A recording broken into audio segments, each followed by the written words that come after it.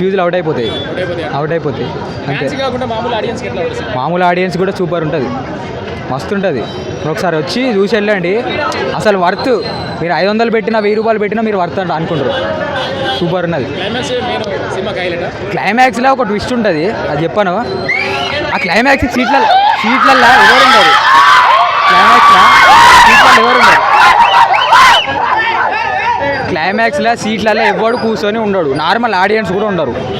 ఆ రేంజ్లో ఉన్నది.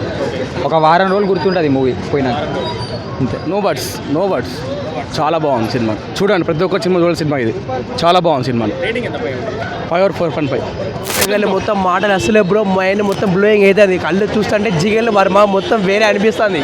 వర్త్ వర్మ మొత్తం ఉంది, చాలా బాగుంది.